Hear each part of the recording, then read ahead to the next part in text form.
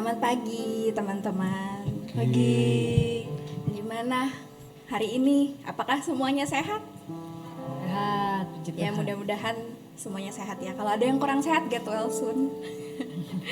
Ya teman-teman, sebelum kita mulai ibadah kita pada pagi hari ini, mari kita mengheningkan diri sejenak. Kita bersaat teduh.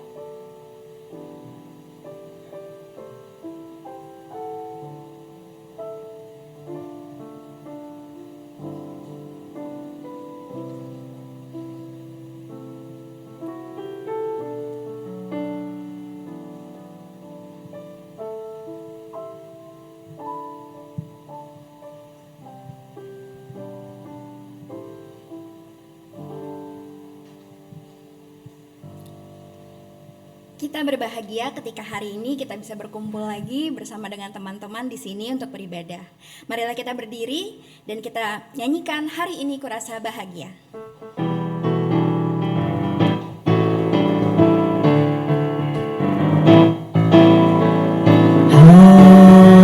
Hari ini kurasa bahagia berkumpul bersama saudara seiman. Tuhan Yesus telah satukan kita tanpa memandang di antara kita. Bergandengan tangan dalam kasih, dalam satu hati, berjalan dalam terang kasih Tuhan. Kau sahabatku, kau saudaraku, tiada yang dapat memisahkan kita. Kau sahabatku, kau saudaraku, tiada yang dapat memisahkan kita. Hari ini kurasa bahagia berkumpul bersama saudara seiman. Tuhan Yesus telah satukan kita tanpa memandang di antara kita. Bergandengan tangan dalam kasih, dalam satu hati, berjalan dalam terang kasih Tuhan. Kau sahabatku, kau saudaraku, tiada yang dapat memisahkan kita.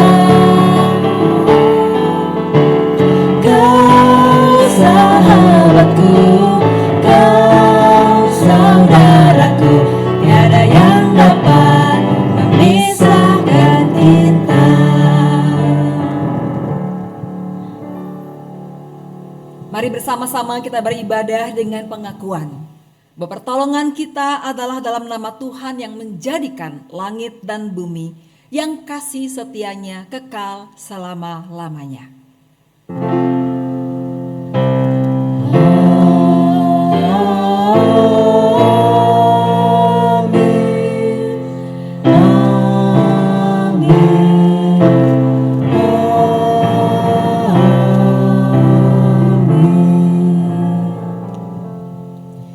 Kasih karunia dan damai sejahtera dari Allah menyertai saudara.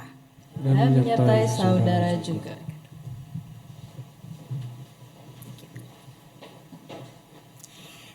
Teman-teman pasti pernah dengar dong bahwa kesan pertama itu adalah segalanya.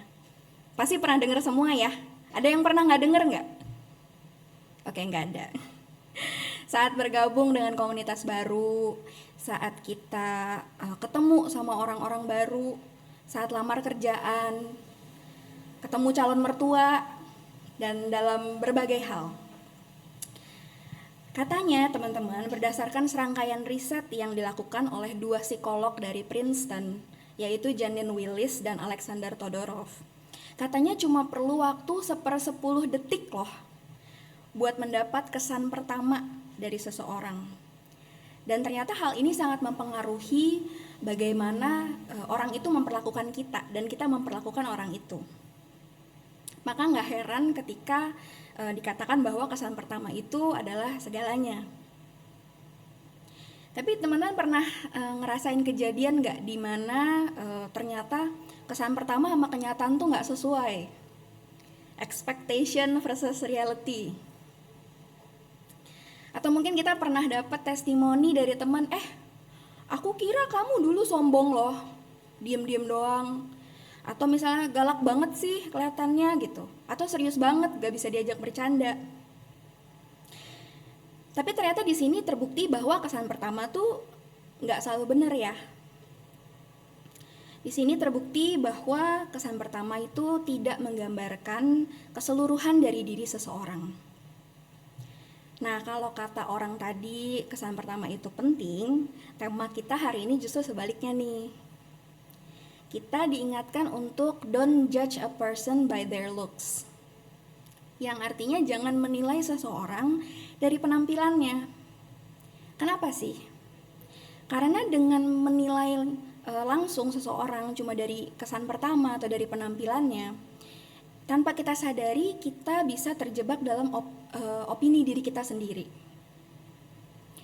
Dengan begitu kita membuat tembok yang menghalangi kita untuk betul-betul mengenal orang tersebut. 1 Samuel 16 ayat 7b mengingatkan kita bahwa bukan yang dilihat manusia yang dilihat Allah. Manusia melihat apa yang di depan mata, tetapi Tuhan melihat hati. Kita diingatkan untuk tidak hanya melihat apa yang di depan mata saja. Sama seperti Ia sudah mengasihi kita, Ia menginginkan kita untuk saling mengasihi tanpa membeda-bedakan. Karena itu yang Tuhan kehendaki untuk kita lakukan.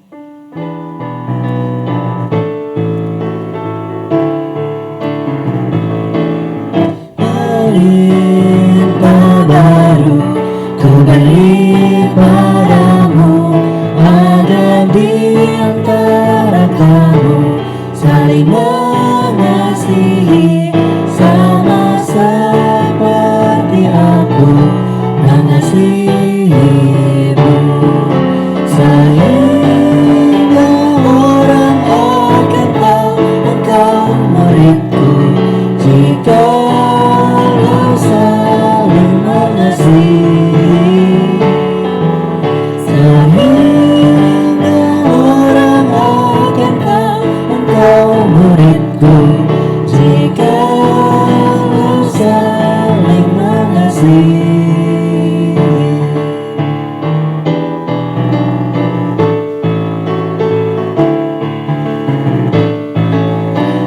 Perintah baru ku beri padamu, ada di antara kamu, saling mengasihi sama seperti aku mengasihimu, sehingga orang akan tahu engkau muridku, jika kau saling mengasihi, sehingga orang akan tahu engkau muridku, jika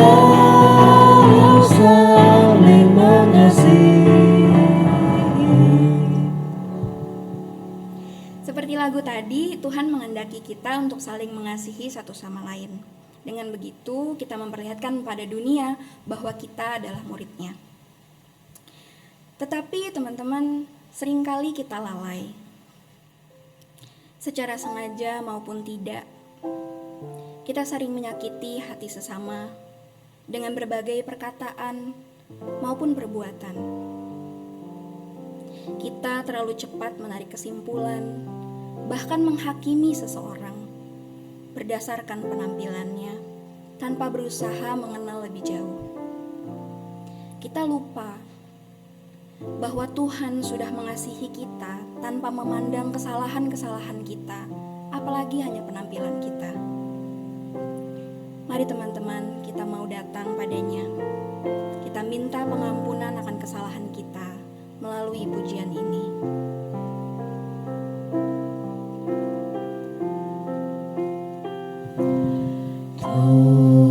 Tuhanku, bila hati kawanku terluka oleh tiga ujarku, dan kehendakku jadi panduku, ampunilah.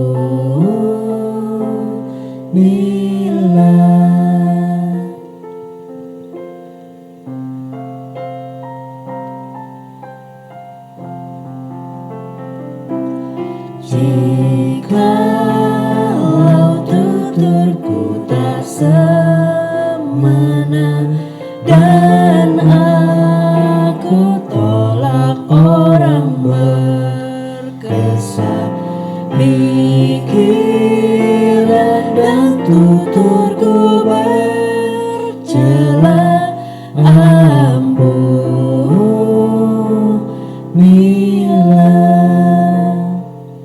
Teman-teman dipersilahkan untuk berdoa secara pribadi.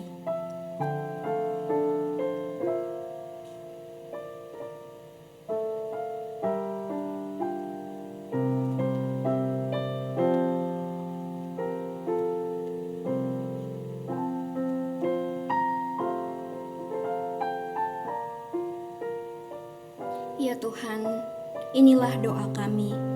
Ampuni kami ya Tuhan. Amin. Mari kita berdiri.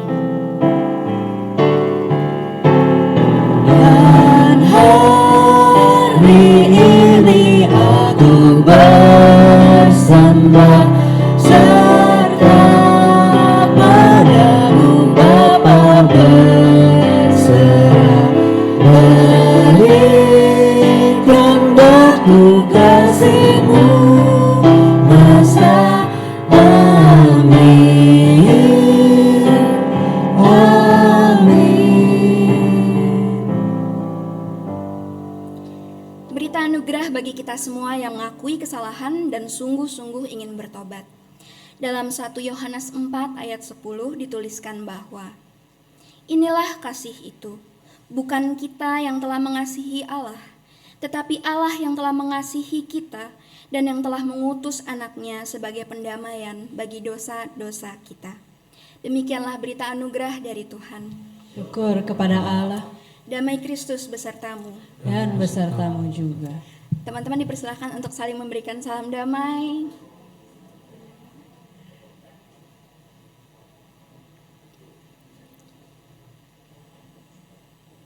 Bagi kita yang telah diampuni dosanya, marilah memuji kebesaran kasih-Nya. Ya Allah, kasih-Mu besar, lebih besar dari segala, tiada terduga dalamnya, tiada terjangkau luasnya. Ya Yesus, kasih-Mu besar, lebih besar dari segala, hidup kekal Engkau beri, dan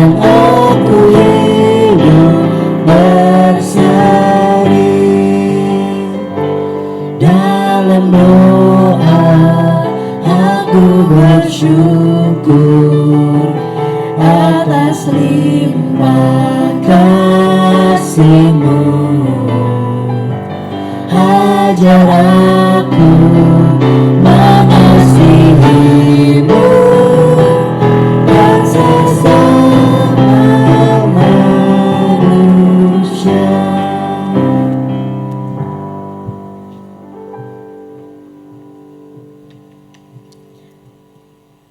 Inilah kami anak-anak-Mu ya Bapa, yang bersyukur atas hidup baru yang Kau anugerahkan kepada kami. Kami siap untuk melangkah, melanjutkan hidup yang masih Tuhan percayakan. Roh-Mu yang kudus menuntun kami, agar kami melangkah dengan baik dan hidup memuliakan nama Tuhan. Biarlah firman-Mu yang menuntun, membimbing dan mengajar kami. Dalam segala keterbatasan, Roh-Mu yang kudus memampukan kami untuk dapat mengerti, menerima, dan melakukan firman Tuhan dalam kehidupan kami setiap hari. Dalam nama Yesus kami berdoa, amin. Mari bersama-sama kita membuka surat Yakobus. Yakobus pasalnya yang kedua, ayat yang pertama sampai ayatnya yang ke-17.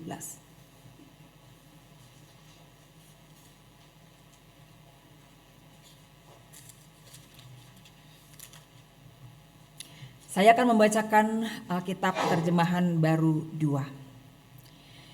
Saudara-saudaraku, sebagai orang yang beriman kepada Tuhan kita Yesus Kristus yang mulia, janganlah iman itu kamu amalkan dengan memandang muka. Sebab jika seorang masuk ke dalam kumpulanmu dengan cincin emas dan pakaian indah, dan masuk juga seorang miskin dengan pakaian buruk, dan kamu menghormati orang yang berpakaian indah itu dan berkata, silakan duduk di tempat yang baik ini. Sedang kepada orang yang miskin itu kamu berkata, berdiri saja, atau duduklah dekat tumpuan kakiku. Bukankah kamu telah membuat pembedaan di antara sesamamu dan bertindak sebagai hakim dengan pikiran yang jahat? Dengarkanlah saudara-saudaraku yang terkasih. Bukankah Allah memilih orang-orang yang dianggap miskin oleh dunia ini untuk menjadi kaya dalam iman dan menjadi ahli waris kerajaan yang telah dijanjikannya kepada orang-orang yang mengasihi Dia? Namun kamu telah menghina orang-orang miskin. Bukankah justru orang-orang kaya yang menindas dan menyeret kamu ke pengadilan? Bukankah mereka yang menghujat nama yang mulia yang olehnya kamu menjadi milik Allah? Tetapi jikalau kamu menjalankan hukum utama yang tertulis dalam kitab suci, kasihilah sesamamu manusia seperti dirimu sendiri, kamu berbuat baik. Namun jikalau kamu memandang muka, kamu berbuat dosa, dan oleh hukum itu menjadi nyata bahwa kamu melakukan pelanggaran. Sebab siapa saja yang menuruti seluruh hukum itu, tetapi tersandung dalam satu bagian saja, ia bersalah terhadap seluruhnya. Sebab ia yang mengatakan jangan berzina, ia mengatakan juga jangan membunuh. Jadi jika kamu tidak berzina tetapi membunuh, kamu menjadi pelanggar hukum juga. Berkatalah dan berlakulah seperti orang-orang yang akan dihakimi oleh hukum yang memerdekakan orang. Sebab penghakiman yang tidak berbelas kasihan akan berlaku atas orang-orang yang tidak berbelas kasihan. Namun belas kasihan akan menang atas penghakiman. Apa gunanya saudara-saudaraku jika seseorang mengatakan bahwa ia mempunyai iman, padahal ia tidak mempunyai perbuatan? Dapatkah iman itu menyelamatkan dia? Jika seseorang saudara atau saudari tidak mempunyai pakaian dan kekurangan makanan sehari-hari, dan seorang dari antara kamu berkata, selamat jalan, kenakanlah pakaian hangat dan makanlah sampai kenyang, tetapi ia tidak memberikan kepadanya apa yang perlu bagi tubuhnya, apa gunanya itu? Demikian juga halnya dengan iman. Jika iman itu tidak disertai perbuatan, iman itu pada hakikatnya mati. Demikianlah pembacaan Alkitab. Berbahagialah setiap orang yang mendengarkan firman Allah dan yang melakukannya dalam keseharian. Haleluya. Haleluya, haleluya, haleluya.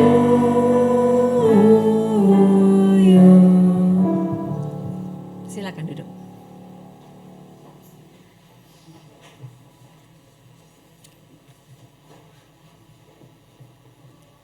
Saudara, saya ingin cerita tentang seseorang yang amat sangat populer. Nanti kalau saya sebutkan namanya pasti kalian semua tahu. Orang ini adalah tokoh dunia yang amat sangat penting. Kiprahnya dan karyanya bagi dunia sangat populer. Ia bahkan menelurkan atau menciptakan sebuah hukum atau sebuah aturan atau sebuah teori yang amat sangat dihormati oleh pengikut-pengikutnya. Dan yang menarik adalah tokoh kita ini adalah orang yang sangat mencintai Kristus. Ia orang yang sangat menghormati, bahkan menerima, mengakui, dan menjadikan ajarannya dasar dari apa yang tadi saya katakan sebagai sebuah pengajaran ataupun sebuah teori. Tetapi orang ini tidak pernah menjadi Kristen. Bayangkan ya, dia sangat mencintai Kristus. Dia sangat menguasai dan menyukai ajaran Kristus. Bahkan ia melakukannya dan memberi dasar bagi semua pengajarannya itu adalah ajaran Kristus. Tetapi dia tidak pernah menjadi Kristen. Ini ironis sekali bukan? Tapi itu terjadi. Kenapa? Tema kita pada hari ini jawabannya. Bu, ada dalam sebuah pengalaman ketika ia mengunjungi sebuah gereja. Ia dinilai dari penampilannya, kulitnya yang hitam, dan model pakaiannya yang tidak sama dengan orang pada umumnya. Ada yang tahu siapa orang yang saya maksud? Mahatma Gandhi. Ahimsa, tanpa kekerasan, adalah ajaran yang didasarkan pada khotbah di bukit. Tetapi sampai kematiannya, Gandhi tidak pernah menjadi Kristen. Walaupun setiap hari ia mendaraskan khotbah di bukit dan menjadikannya sebagai dasar dari ajarannya.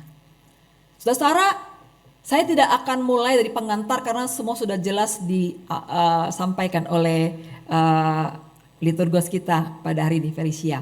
Tapi saya mau langsung masuk kepada bagian penting yang harus kita sadari, yaitu bahayanya ketika kita menjadikan diri kita dalam melihat orang lain, melihat sesama kita dengan menilainya dari apa yang terlihat atau penampilannya.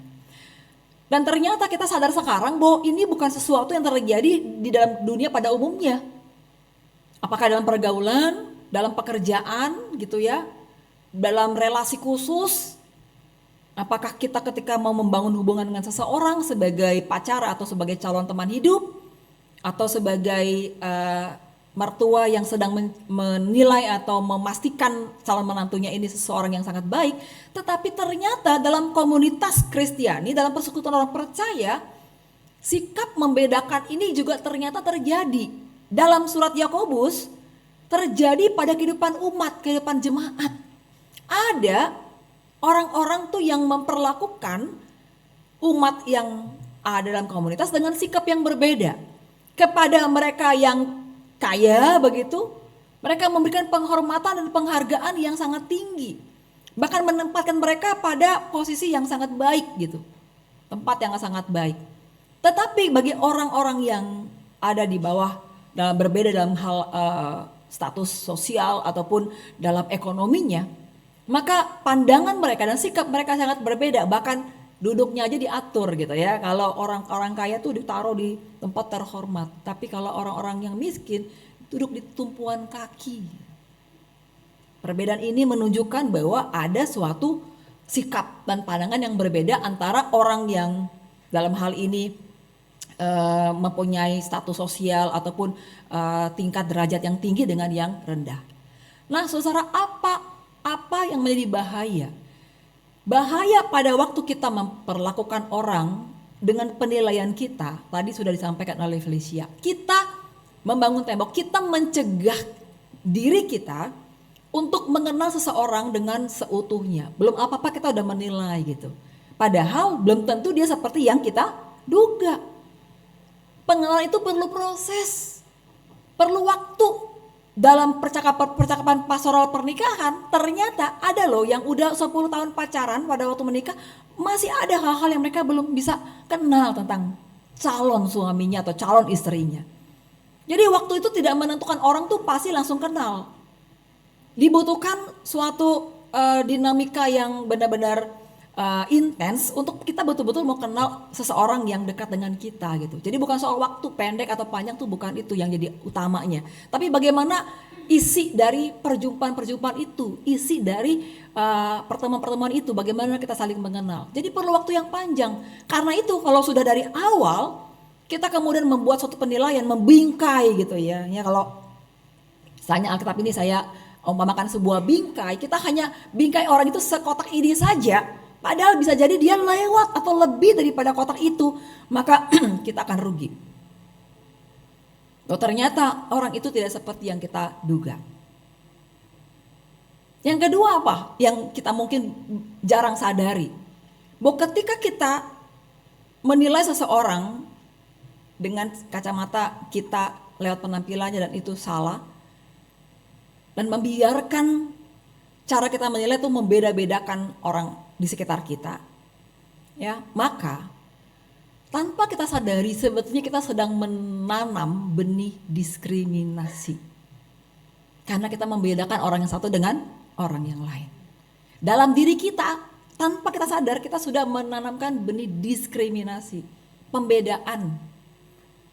Dan kalau ini kita suburkan dalam komunitas kita, maka tanpa sadar selain diskriminatif, maka yang kemudian muncul juga adalah ketidakadilan. Karena kita membedakan setiap orang, cara kita memperlakukan tuh beda-beda gitu.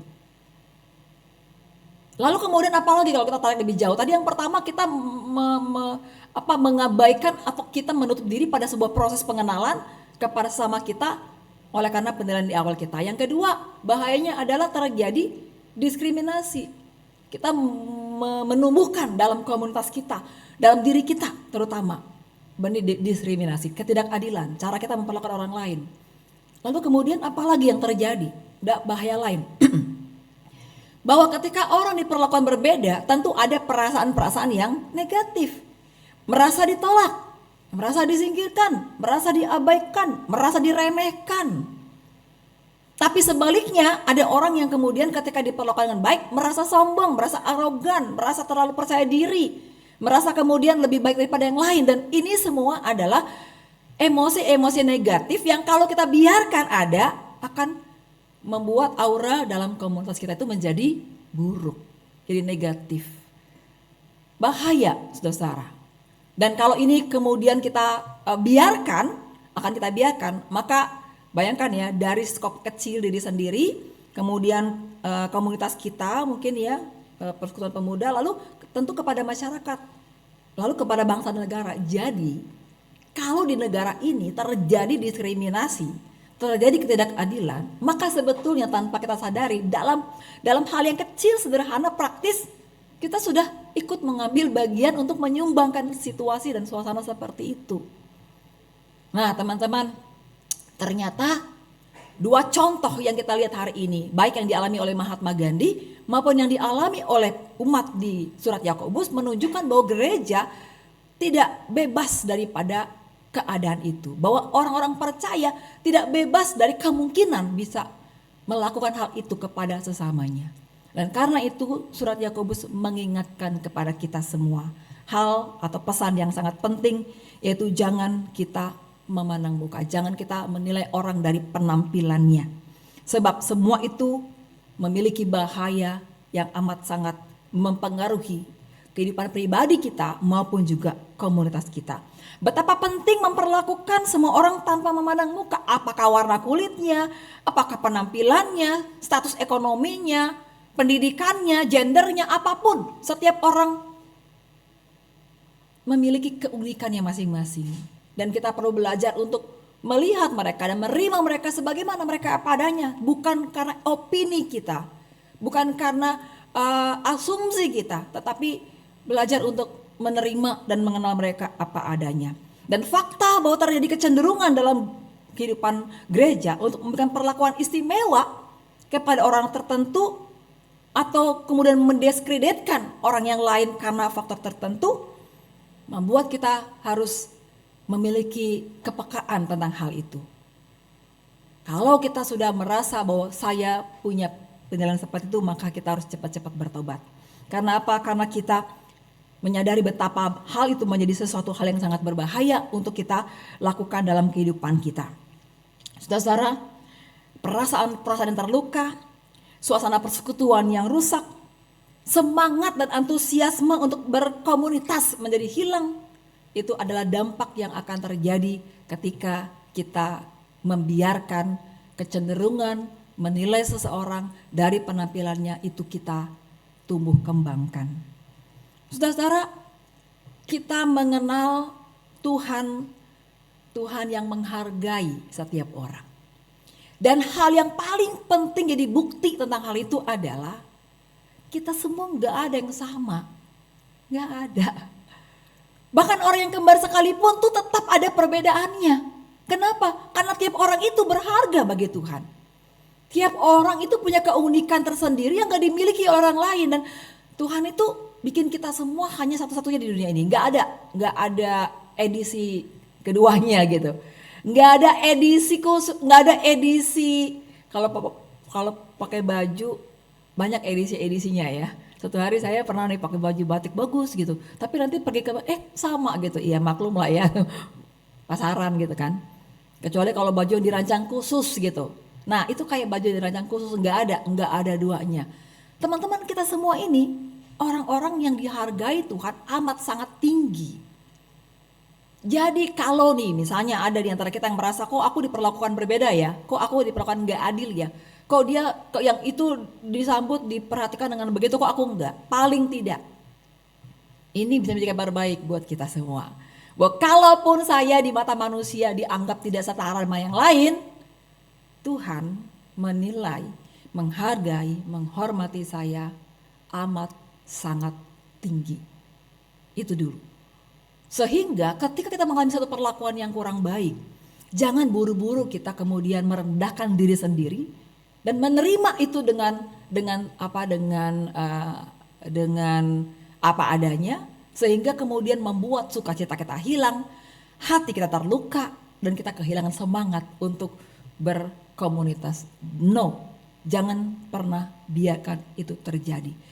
Kalau kita menerima perlakuan yang kurang baik, ingat selalu bahwa di mata Tuhan kita semua berharga. Bahkan Tuhan mati buat setiap kita tanpa terkecuali karena Tuhan amat sangat mengasihi kita. Dan Tuhan yang mengasihi kita memberikan contoh dan teladan melalui kehidupan Yesus Kristus. Sepanjang pelayanannya di dunia, Yesus menunjukkan kepada kita, ia tidak pernah membeda-bedakan orang. Ia duduk makan bersama-sama orang berdosa, yang dianggap berdosa. Siapa mereka? Pemungut cukai. Orang-orang yang pekerjaan sebagai pelacur, orang-orang yang dianggap sampah masyarakat, yang dianggap tidak berguna, yang dianggap hanya membuat penglihatan atau pemandangan rusak. Yesus menerima mereka, duduk bersama mereka, makan bersama mereka, bersahabat dengan mereka, bergaul dengan mereka. Yesus tidak hanya datang untuk orang Yahudi. Ketika ada orang-orang di luar Yahudi, suatu hari komandan Romawi berminta kepada Yesus menyembuhkan pegawainya, ia menyambutnya. Suatu hari ketika ada seorang ibu dari Sirofenisia yang bukan orang Israel berteriak meminta belas kasihan Tuhan untuk anaknya yang sakit, Yesus menerimanya. Yesus hadir untuk semua orang tanpa terkecuali. Dari 12 muridnya ada orang yang mempunyai pendidikan tinggi, seorang dokter, ada yang bekerja sebagai pemungut cukai, tapi juga ada orang yang bekerja sebagai nelayan. Dari semua tingkatan ia menerima dan menyambut mereka. Yesus melihat setiap orang dengan pandangan kasih yang sama. Yesus menerima semua orang tanpa melihat latar belakangnya, ataupun penampilannya, ataupun status ekonominya. Ia menyambut semua orang tanpa pandang bulu. Ia menerima semua orang. Saudara, surat Yakobus menekankan kepada kita bahwa iman yang hidup itu, iman yang sejati itu terwujud dalam tindakan dan juga dalam perbuatan kita.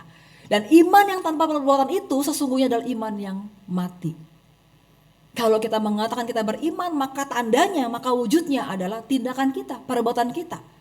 Dengan kata lain, tindakan dan perbuatan menentukan apakah kita itu orang yang beriman atau bukan. Dan kasih serta belas kasihan terhadap sesama adalah bukti dari iman yang hidup. Iman yang hidup itu, saudara, memperlihatkan kepada kita bahwa kita bukan hanya memberi makan kepada yang lapar, memberi pakaian kepada yang telanjang, merawat yang sakit, memberi perhatian kepada semua orang. Itu adalah tindakan iman yang nyata. Tapi sesungguhnya membuka lebar-lebar hati kita kepada semua orang dan belajar mengasihi mereka dan menerima mereka apa adanya. Memberi ruang yang sama kepada semua orang tanpa memilih-milih, tanpa diskriminasi. Sesungguhnya juga adalah sebuah tindakan iman yang konkret dan yang nyata. Kita dihadirkan Tuhan dalam komunitas kita sebagai para pemuda untuk menyatakan kepada semua orang bahwa Tuhan menerima mereka semua seperti Tuhan menerima kita. Kita dihadirkan dalam komunitas pemuda untuk menyadari dan berhati-hati dan bertindak peka andaikan ada sikap dalam diri kita maupun yang kita rasakan dalam komunitas kita yang menunjukkan bahwa di tengah-tengah kita ada sebuah suasana, suatu pandangan, pemikiran yang dibangun di atas dasar hal-hal yang tidak berkenan kepada Tuhan. Dan kita semua punya kewajiban untuk memperbaikinya. Kita punya kewajiban untuk mengubahnya. Kita punya kewajiban untuk memperbaharinya. Dan itu semua dimulai dari diri kita. Andai setiap orang di antara kita menyadari hal ini, bagaimana Tuhan melihat dunia, melihat manusia, bagaimana Tuhan melayani semua orang, bagaimana Tuhan menerima semua orang, dan kita melakukan, mengikuti contoh dan teladannya, maka pastilah kehidupan komunitas yang saling membangun, yang berlimpah sukacita, damai sejahtera itulah yang akan kita rasakan dan kita alami. Saudara yang Tuhan Yesus kasihi, tema pada hari ini mengingatkan kita semua bahwa kita dipanggil untuk menjadi alat-alat di tangan Tuhan yang mengatakan kepada setiap orang mereka berharga di mata Tuhan. Tuhan mau memakai kita semua dalam tindakan dan perbuatan kita untuk mengingatkan setiap teman-teman kita bahwa kamu dikasihi, kamu diterima, kamu adalah bagian berharga dari hidup kita. Dan karena itu mari kita selalu belajar untuk senantiasa memberikan ruang dan tempat yang sama kepada semua orang. Memperlakukan mereka sama baiknya satu dengan yang lain. Siapapun mereka dan apapun latar belakang mereka, perlakukan dengan sama hormatnya, sama respeknya, sama apresiatifnya. Sehingga persaudaraan yang dibangun atas dasar kasih sebagai wujud iman yang nyata itu akan dapat benar-benar kita rasakan. Dan andaikan kita menemukan dalam diri kita ataupun komunitas kita bahaya yang muncul dari sikap membeda-bedakan, maka kita punya tanggung jawab untuk memperbaikinya. Kita punya tanggung jawab untuk mengubahnya. Kita punya tanggung jawab untuk bersama-sama memperbaharinya. Jangan kita serahkan ini, itu dah urusan pengurus aja deh, kita mikirin gitu ya. Atau itu urusan penatua atau pendeta aja yang ngurusin, tidak. Ya. Tetapi di dalam kehidupan komunitas gereja, kita semua mempunyai peran yang sama. Untuk itulah saudara-saudara menjadi bagian dari komunitas pemuda GKI Samanhudi. Menjadi bagian yang ikut serta menciptakan sebuah komunitas yang saling menghargai, saling menghormati, saling menerima, saling mengasihi, saling menolong, saling menopang. Karena kata Yakobus, itulah wujud iman yang sejati, yang tertuang, tercermin dan terwujud dalam tindakan yang nyata setiap hari. Tuhan menolong kita yang sudah mengalami dan menerima kasih Tuhan untuk juga melakukannya bagi semua orang, bagi teman-teman yang ada di sekitar kita. Kita semua dipercaya, dipanggil untuk menciptakan sebuah komunitas pemuda Kristiani yang sungguh-sungguh dibangun atas dasar saling menerima dan saling menghormati. Seperti Tuhan menghormati, menghargai dan mengasihi kita, kita dipanggil juga untuk boleh melakukannya dalam kehidupan setiap hari. Itulah yang akan membuat kita mendapatkan penilaian yang baik di mata Tuhan. Menarik bahwa ibadah kita dibuka dengan sebuah nas pembuka, bagaimana pengalaman Samuel ketika ia mencari pengganti Saul. Apa yang menarik? Yang menarik adalah pada waktu itu Daud tidak ada bersama dengan saudara-saudaranya. Dan Samuel hanya menemukan saudara-saudara Daud. Yang notabene dalam pandangan Samuel secara penampilan cocok untuk menjadi seorang raja. Gagah, tinggi besar gitu ya. Penampilannya oke. Tetapi Tuhan mengatakan bukan yang dilihat manusia, yang dilihat Allah. Karena manusia melihat dari mata, tapi Tuhan melihat dari hati. Saudara-saudara, berbahagialah kita karena Tuhan melihat setiap kita dari hati kita. Karena itu saya ingin menutup renungan ini dengan sebuah ayat. Kita buka sama-sama Amsal 4 ayat 23. Amsal 4 ayat 23. Kita akan membacanya 3 kali, yang 2 kali boleh lihat. Yang ketiga kita baca tanpa melihat supaya kita akan selalu mengingat ayat ini. Amsal 4 ayat 23. Mari kita baca. Jagalah hatimu dengan segala kewaspadaan, karena dari situlah terpancar kehidupan. Lagi, jagalah hatimu dengan segala kewaspadaan, karena dari situlah terpancar kehidupan. Sekarang tanpa melihat ya. Jagalah hatimu dengan segala kewaspadaan, karena dari situlah terpancar kehidupan. Segala sesuatu mulai dari hati kita. Bagaimana kita melihat orang lain, bahkan bagaimana Tuhan melihat kita. Dan karena itu PR kita bersama adalah jaga selalu. Jangan biarkan hati kita diisi oleh sikap, pandangan, penilaian yang negatif, membeda-bedakan, diskriminatif. Karena kata Yakobus, itulah cermin dari wujud iman percaya kita. Yang terpenting adalah Tuhan menilai kita dengan baik. Dan penilaian Tuhan bukan terjadi dari apa yang terlihat, tapi dari apa yang ada di hati kita. Tuhan menolong kita untuk menjaga hati kita dan menjaga iman percaya kita tetap tumbuh dalam kehidupan nyata kita setiap hari. Amin.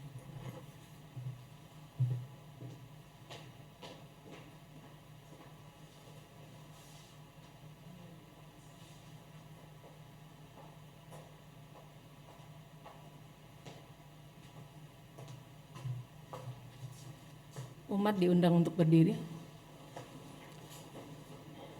bersama dengan gereja di segala abad dan tempat. Marilah kita mengikrarkan pengakuan iman seturut dengan pengakuan iman rasuli yang berbunyi demikian. Aku percaya kepada Allah, Bapa yang Maha Kuasa, Khalik langit dan bumi, dan kepada Yesus Kristus, Anak yang tunggal Tuhan kita, yang diutus dari Maria, yang menderita sengsara di bawah pemerintahan Pontius Pilatus, disalibkan, mati dan dikuburkan, turun ke dalam kerajaan maut. Pada hari yang ketiga, bangkit pula dari antara orang mati, naik ke surga, duduk sebelah kanan Allah yang Maha Kuasa, dan berusaha seperti ini orang hidup yang mati. Aku percaya gereja, persekutuan orang kudus, orang mati dan hidup yang kekal. Amin.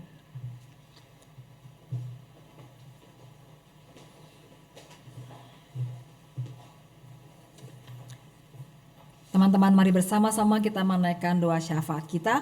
Kita akan berdoa untuk banyak hal ya, kesehatan pekerjaan, keluarga, juga Komisi Pemuda, bangsa dan negara, dan kondisi alam sekarang sedang polusi tinggi.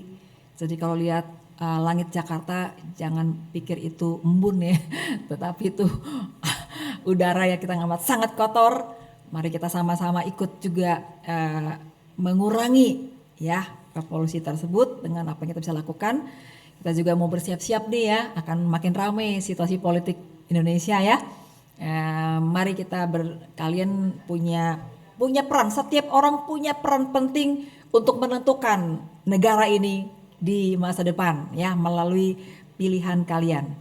Lalu kita juga akan berdoa buat yang ulang tahun. Ada Agnes Iren yang ulang tahun hari ini ya. Tanggal 30 Agustus. Mari kita berdoa.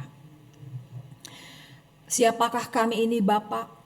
Sehingga Engkau begitu mencintai dan mengasihi serta menghormati kami, menghargai kami, bahkan rela mati di kayu salib untuk keselamatan kami. Betapa kami bersyukur kepadamu atas semua anugerah-Mu yang terbaik yang Kau berikan kepada kami. Tolong kami Bapak, untuk boleh juga melihat setiap sesama kami, orang-orang lain di sekitar kami seperti cara Tuhan melihat kami.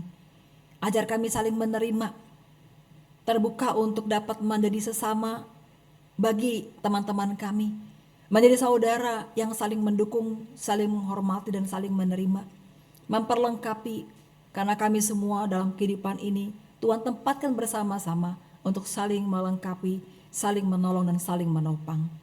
Ya Bapa, kami bersama-sama juga saat ini mohon pertolongan Tuhan agar kami dapat menjadi pelaku-pelaku firman Tuhan yang hidup. Mampukan kami mewujud nyatakan iman percaya kami lewat tindakan kami yang nyata dalam keseharian kami, dimanapun kami berada, dalam persekutuan kami dengan teman-teman kami seiman, di tengah-tengah pekerjaan kami, tengah-tengah keluarga kami, bahkan dimanapun kami berada, Tuhan menolong kami. Saat ini kami berdoa bagi kesehatan kami semua, mohon berkat Tuhan agar kami semua diberi kesehatan, sehingga dengan kesehatan yang ada kami dapat terus berkarya. Berkati teman-teman pemuda yang sudah bekerja, Tuhan pakai mereka juga jadi berkat di tengah-tengah pekerjaan. Berkati keluarga kami Bapa. Biarlah Engkau yang selalu menjadi Tuhan, yang menuntun dan memimpin hidup keluarga kami. Kami doakan Komisi Pemuda dan juga Jemaat GKI Samanhudi, Engkau yang terus mau memakai kami semua selaku para pemuda, juga selaku gereja Tuhan GKI Samanhudi untuk menjadi berkat bagi masyarakat di sekitar kami. Kami mendoakan bangsa dan negara kami. Kami sedang prihatin dengan kondisi alam dan polusi yang secara khusus sedang melanda Jakarta. Tolonglah Tuhan berikan hikmat kepada semua masyarakat, juga kami yang ada menjadi bagian di dalamnya, untuk dapat mengambil langkah-langkah walaupun kecil dan sederhana, namun dapat mengurangi polusi dan menjadikan udara kami lebih bersih. Kami doakan akan bangsa negara kami, khususnya menghadapi situasi politik dan persiapan menjelang pemilu 2024. Hikmat Tuhan menyertai dan kuasa Tuhan mengendalikan semua proses yang terjadi. Tuhan berikan kecerdasan kepada setiap masyarakat untuk dapat menentukan apa yang terbaik bagi kehidupan negara kami di waktu-waktu mendatang. Suasana yang kondusif, persaingan yang sehat, kiranya juga boleh terjadi di antara para pemimpin dan setiap orang yang berniat berencana ingin menjadi pemimpin. Karuniakan hati yang takut akan Tuhan dan kerinduan yang sungguh untuk menjadi berkat bagi semua orang, bukan hanya sebagian kelompok ataupun golongan saja. Segala sesuatu yang dipikirkan bahkan direncanakan untuk menjadi pemecah bangsa ini, biarlah kuat kuasa Roh-Mu yang kudus mencegah dan menolong Tuhan agar semua itu tidak terjadi, sehingga suasana yang sehat dan kehidupan berbangsa yang tentram dapat terwujud di tengah-tengah politik yang sedang berlaku di negara kami ini.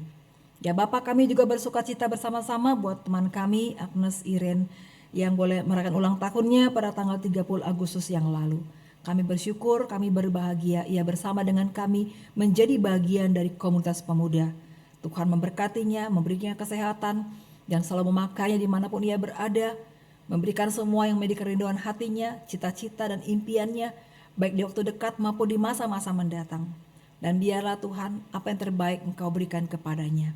Terima kasih untuk kami juga semua yang masih diberikan waktu untuk menikmati hidup saat ini. Tidak soal berapa lama kami akan menikmati anugerah Tuhan itu, mampukan kami menggunakan waktu hidup kami dan kesempatan yang ada untuk selalu memberi dan melakukan yang terbaik menurut kehendak Tuhan.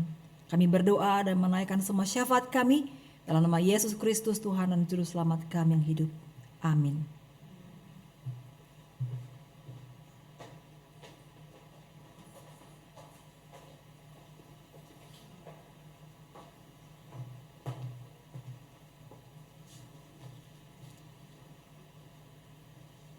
Marilah kita mengungkapkan rasa syukur kepada Tuhan dengan memberikan persembahan.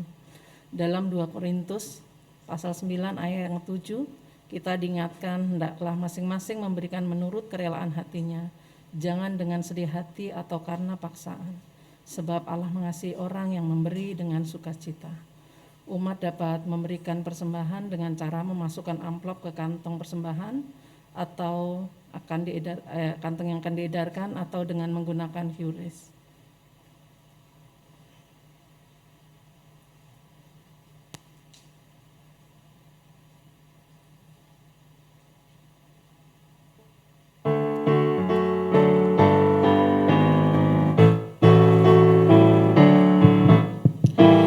Beri persembahan pada Tuhanku, sambil puji Yesus Juru Selamatku.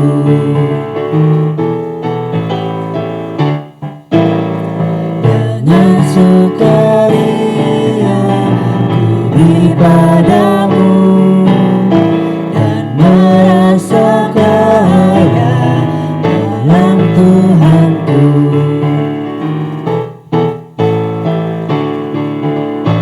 Mari kawan-kawan, rela hatilah, bawa persembahan, datanglah segera. Umat diundang untuk bangkit berdiri.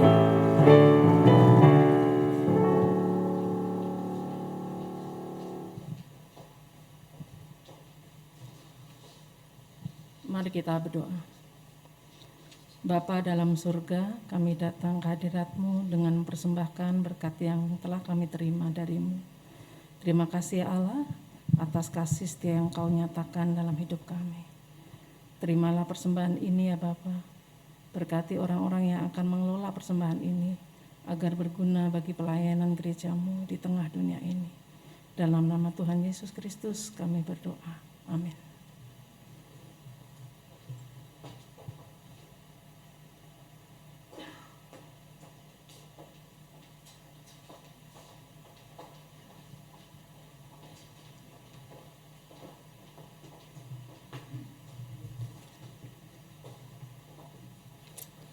Ya teman-teman, dari khotbah Kak Frida tadi kita sudah diingatkan banyak hal ya. Pertama, bahaya dari menilai seseorang cuma dari penampilannya doang. Kita mencegah proses pengenalan akan seseorang, terus juga bisa menanam benih diskriminasi, dan kemudian juga akhirnya pada ujungnya menciptakan komunitas yang tidak sehat. Kalau gitu, di situ pentingnya kita punya kepekaan diri. Kita daripada kita sibuk nilai orang lain dari penampilan, kita lihat ke diri kita sendiri, apakah kita ikut turut dalam mengambil peran yang kurang baik itu, sehingga mengakibatkan teman-teman kita merasa diperlakukan berbeda atau sebagainya. Kemudian kalau kita juga yang menjadi dalam tanda kutip korban gitu ya, pernah diperlakukan berbeda, kita jangan berkecil hati. Karena Tuhan sayang kita apa adanya. Kita itu sangat berharga di mata Tuhan. Dan seperti bacaan kita dari Yakobus 2 ayat 17 tadi, diingatkan bahwa iman itu harus nyata melalui perbuatan. Kalau enggak, maka iman itu pada hakikatnya adalah mati. Di sini peran kita untuk menciptakan komunitas yang dibangun atas dasar kasih seperti yang Tuhan Yesus sudah lakukan kepada kita. Marilah kita lakukan apa yang sudah diingatkan pada hari ini. Mari kita berkomitmen untuk selalu tulus, menjadi kawan, mengasihi tidak berdasarkan yang kelihatan mata saja.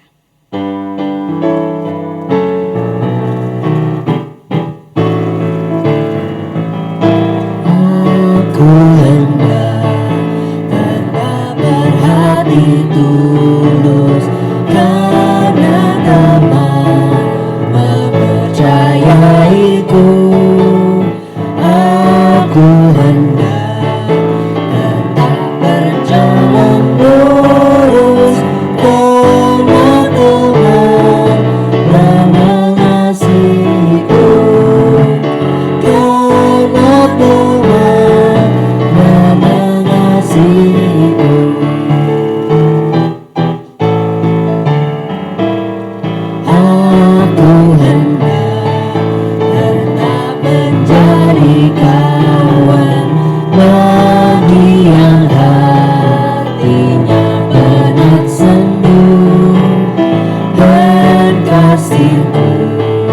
ingin terus ku bagikan serta indah dan tiada ku perlu, serta indah dan tiada ku perlu.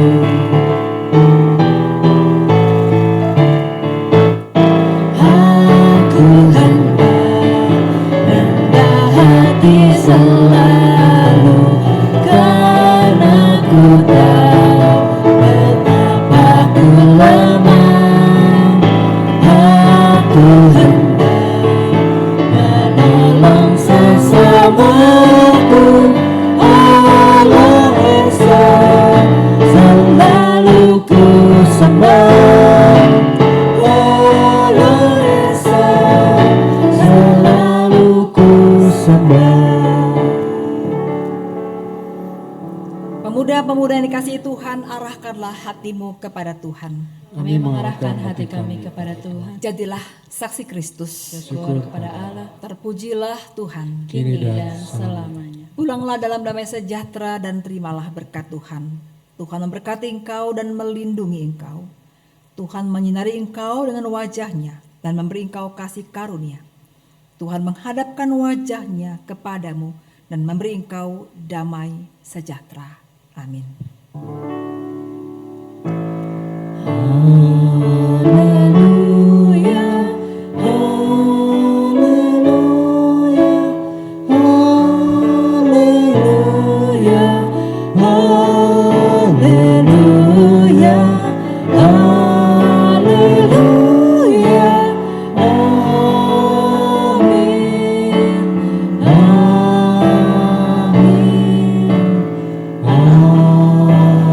amin.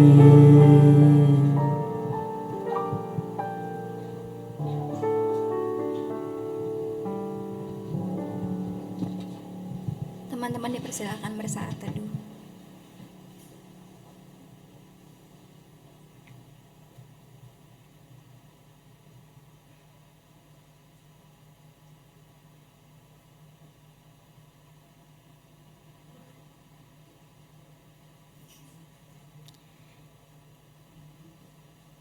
Selamat hari Minggu teman-teman semua. Ada yang pertama kali beribadah di sini mungkin? Boleh angkat tangan, berdiri. Nggak ada? Oke, muka-muka lama semua ya, nggak apa-apa. Oke, untuk minggu depan kita akan ada kebaktian di tempat dan waktu yang sama. Akan dibawakan oleh Kasindu dengan tema Anyahlah Iblis. Kemudian penatunya ada Pak Mulyawan, liturgosnya ada Yogi, pemusik ada Made dan Angelia Iren, kemudian song leadernya ada Lian dan Fani Dijaya, multimedia ada Kovito, dan publikasi oleh Novia Halim dan Asher. Minggu depan ada Gebi dan Ko Hendrik. Selamat mempersiapkan diri. Kemudian pelayan hari ini kita tadi sudah mendengarkan khotbah dari Kak Frida, kemudian penatuannya ada Bu Parwi, juga liturgos saya sendiri, kemudian pemusik ada Hansel, singer ada Iona dan Ko Hendrik, kemudian multimedia oleh Regita, publikasi oleh Reni, dan Asher ada Lian dan Dara. Ada nggak orangnya hari ini di sini? Agnes, Airin, nggak ada ya? Teman-teman yang kenal boleh japri ya, atau boleh ucapin di grup. Iya, minggu depan kita ada acara nih teman-teman, ada main pingpong di gereja di lantai 4 di aula jam 12 sampai jam 2 siang ya. Yang mau tanya-tanya dulu atau mau daftar bisa hubungin Ray di nomor ini, atau Wahyu, ada nggak Wahyu? Wahyu atau Chris, ada Chris tuh. Ayo kita main pingpong bareng. Dah sekian, terima kasih, selamat hari Minggu teman-teman. By the way ada snack ya di belakang, jadi sebelum pulang bisa ngobrol-ngobrol dulu sambil minum, ngeteh, ngopi dan snack. Selamat hari Minggu.